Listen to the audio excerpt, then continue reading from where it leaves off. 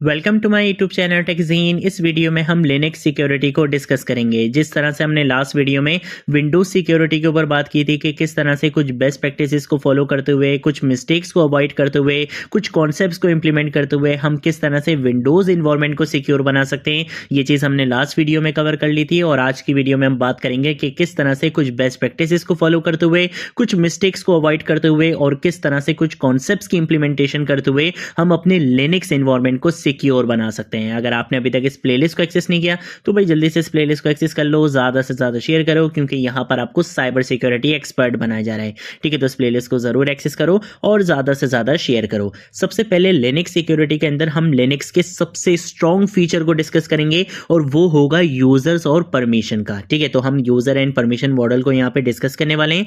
Linux में हर काम किसी न किसी यूजर के अंडर होता है। हर फाइल और फोल्डर की परमिशंस होती हैं, जैसे फाइल और फोल्डर को रीड कौन कर सकता है, राइट कौन कर सकता है, एग्जीक्यूट कौन कर सकता है, हर फाइल और फोल्डर की परमिशंस यहाँ पे होती हैं। जिस तरह से विंडोज में हमारे पास एडमिनिस्ट्रेटर यूजर होता है जिसका फुल सिस्टम कंट्रोल होता है, ठीक है, सेम ऐसे ही लिनक्स में हमारे पास एडमिनिस्ट्रेटर की जगह होता है रूट यूजर। रूट यूजर के पास फुल पावर होती है, इसलिए रूट यूजर का मिसयूज आपके सिस्टम को डेंजरस बना सकता है। ठीक है, बेस्ट प्रैक्टिस क्या है कि नॉर्मल काम हमेशा आपको नॉर्मल यूजर से ही कराना चाहिए। ठीक है, तो वही वाला कॉन्सेप्ट है प्रिंसिपल ऑफ लीस्ट प्रिविलेज का कि जिस यूजर की जितनी रिक्वायरमेंट है, जितनी नीड है, हम उसको उतनी ही परमिशन दें, उससे ज्यादा हमें उसको देने की नीड नहीं है। ठीक है, तो ये हमारे पास कॉन्सेप्ट होता है यूजर एंड परमिशन मॉडल का लिनक्स के अंदर। देन उसके बाद अगर हम बात करते हैं एसएसएच के बारे में, तो एसएसएच की फुल फॉर्म होती है सिक्योर शेल। एसएसएच का यूज हम रिमोटली लिनक्स सिस्टम एक्सेस करने के लिए करते हैं। एसएसएच इनक्रिप्टेड होता है, इसलिए डेटा आपका यहाँ पे सिक्योर रहता है।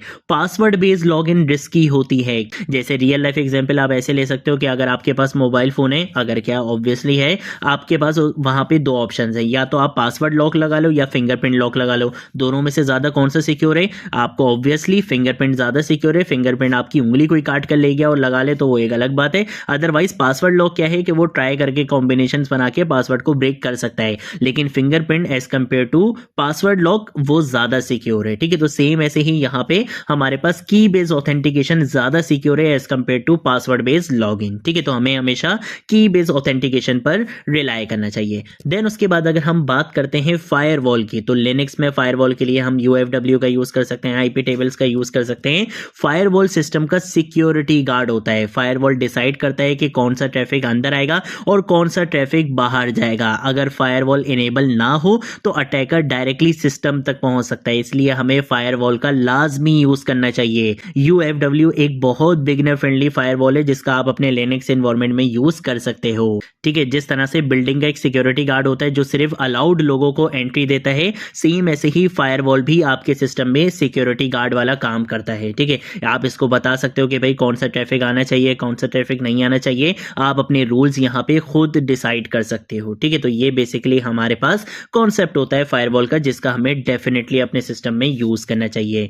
देन उसके बाद अगर हम बात करते हैं फेल टू बैन की, तो भाई फेल टू बैन अटैकर्स के लिए ऑटो पनिशमेंट सिस्टम है। ये क्या करता है? ये लॉग्स मॉनिटर करता है। अगर कोई बार बार रॉन्ग पासवर्ड ट्राई करे तो उसका आईपी ब्लॉक कर देता है। एसएसएच ब्रूट फोर्स अटैक से ये आपको बचाता है। ठीक है, जिस तरह से एटीएम में 3 दफा रॉन्ग पिन डालो तो कार्ड आपका ब्लॉक हो जाता है, सेम ऐसे ही फेल टू बैन भी यही काम करता है आपके लिनक्स एनवायरनमेंट में, और इससे यह आपके एनवायरनमेंट को और ज्यादा सिक्योर बनाता है। लिनक्स तो ऑलरेडी ही सिक्योर होता है, लेकिन अगर आप इन बेस्ट प्रैक्टिसेस को फॉलो करते हो तो आपका लिनक्स एनवायरनमेंट और भी ज्यादा सिक्योर हो जाता है। अगर हम लॉग्स एंड मॉनिटरिंग की बात करें तो भाई लॉग सिस्टम का सीसीटीवी कैमरा होते हैं। लॉग से पता चलता है कि सिस्टम में हो क्या रहा है। जो हमारे पास पुराने सिस्टम्स हैं, लिनक्स की जो पुरानी डिस्ट्रीब्यूशंस हैं, उसमें हमारे पास एक फाइल होती थी auth.log, जिसके अंदर सारे लॉगिन अटेम्प्ट्स रिकॉर्ड होते थे। तो यहाँ पे आके आप लॉगिन अटेम्प्ट्स को या सस्पिशियस एक्टिविटीज को यहाँ पर आकर चेक कर सकते थे। और जो न्यू बेसिकली हमारे पास लिनक्स डिस्ट्रीब्यूशन है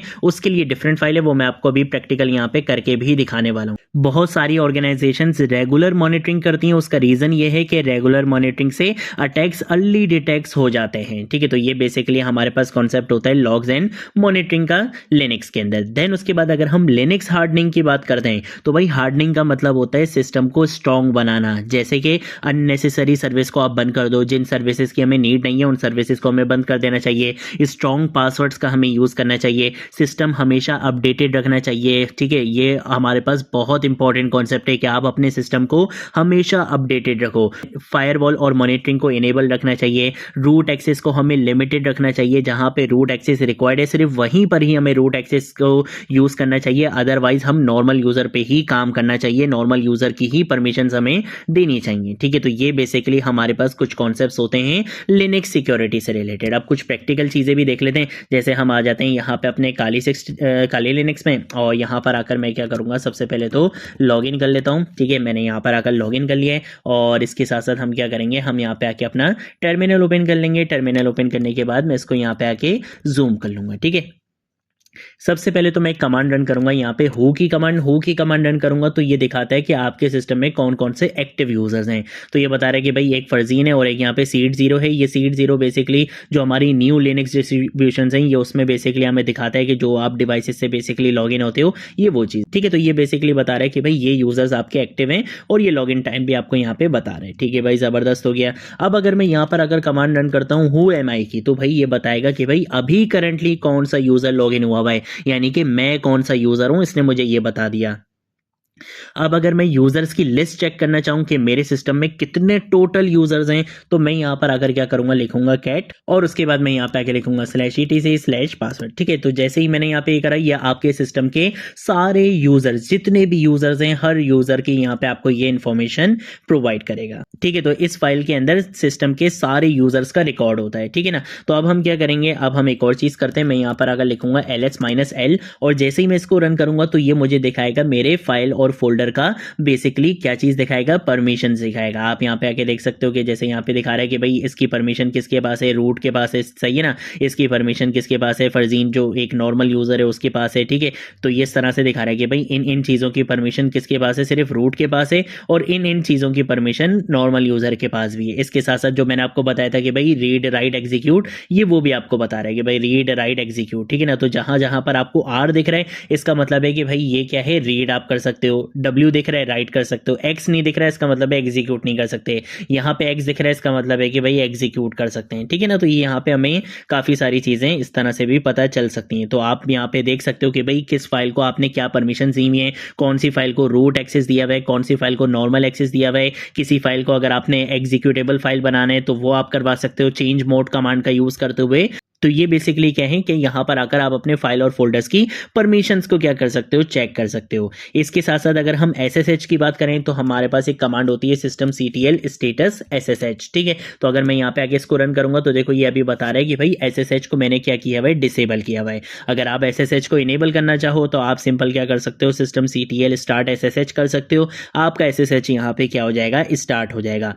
एक और चीज आपको दिखाता हूँ, अगर हम यहाँ पर आते हैं और यहाँ पर आकर मैं लिखता हूँ नैनो, और उसके बाद मैं यहाँ पर आकर इस कमांड को लिखता हूँ, तो हम यहाँ पर आकर SSH की कॉन्फ़िगरेशन कर सकते हैं, जिसमें मैंने आपको बताया था ना कि हम यहाँ पे आके पासवर्ड को क्या कर सकते हैं, डिसेबल कर सकते हैं कि भाई हमें कोई यहाँ पे परमिट रूट लॉगिन नहीं चाहिए, हमें यहाँ पे पासवर्ड ऑथेंटिकेशन नहीं चाहिए, तो आप उन चीज़ों को यहाँ पे क्या कर सकते हो, नो कर सकते हो। ठीक है, तो काफ़ी सारी चीज़ें हैं यहाँ पे ये फाइल आपके लिए SSH से रिलेटेड बहुत इंपॉर्टेंट होती है। जब भी आप SSH को इनेबल करते हो तो जो भी उसकी कॉन्फ़िगरेशन करनी है, कौन सी चीज़ें आपने अलाउ करनी है, कौन सी चीज़ें आपने अलाउ नहीं करनी, वो सारी चीज़ें आप इस फाइल के अंदर आके कर सकते हो। ठीक है, इसके साथ साथ आपको एक और चीज़ दिखाता हूँ। अगर हम यहाँ पर आते हैं, मैं यहाँ पे आके लिखता हूँ sudo, और उसके बाद मैंने यहाँ पर आकर ये कमांड लिख दी। इससे क्या होगा कि आप बेसिकली पूरे ऑथेंटिकेशन के लॉग्स देख सकते हो। ठीक है, तो मैं यहाँ पे एंटर प्रेस करूंगा, ये मुझसे सूडो का पासवर्ड मांगेगा, रूट पासवर्ड मांगेगा, मैंने रूट पासवर्ड दिया, बोला कि भाई अभी कोई एंट्रीज नहीं है, ऑब्वियसली हमने SSH यहाँ पे कभी यूज ही नहीं किया तो कोई एंट्रीज यहाँ पे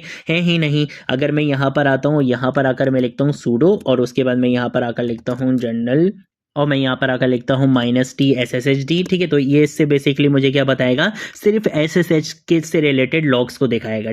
ठीक है, तो अगर आपने किसी स्पेसिफिक चीज से रिलेटेड लॉग्स देखने हो तो उसके लिए आप इस कमांड का यूज कर सकते हो, और अगर आपने सारे लॉग्स देखने अपने सिस्टम के अंदर तो उसके लिए आप इस कमांड का यूज कर सकते हो। ठीक है, तो ये बेसिकली वो कमांड्स हैं जिनका यूज करते हुए आप अपने सिस्टम के लॉग्स देख सकते हो, सस्पिशियस एक्टिविटीज को ट्रैक कर सकते हो। ठीक है, तो ये बेसिकली हमारे पास कुछ इंपॉर्टेंट कॉन्सेप्ट्स होते हैं जिनका यूज करते हुए हम अपने लिनक्स एनवायरनमेंट को सिक्योर बना सकते हैं। आगे आने वाली वीडियोस में हम कुछ इंपॉर्टेंट कॉन्सेप्ट्स के ऊपर और भी आएंगे, जिसमें हम फायरवॉल की इंटीग्रेशन देखेंगे, फायरवॉल के साथ किस तरह से काम करना है, वो सारी चीजें भी हम आगे आने वाली वीडियोस में कवर करने वाले हैं। अगर कोई चीज नहीं समझ आए नीचे कमेंट सेक्शन में पूछ लेना, सोशल मीडिया अकाउंट से पूछ लेना, मैं जरूर आप लोगों को रिस्पॉन्ड करूंगा। अब हम मिलेंगे नेक्स्ट वीडियो में नेक्स्ट टॉपिक के साथ, तब तक के लिए बाय बाय।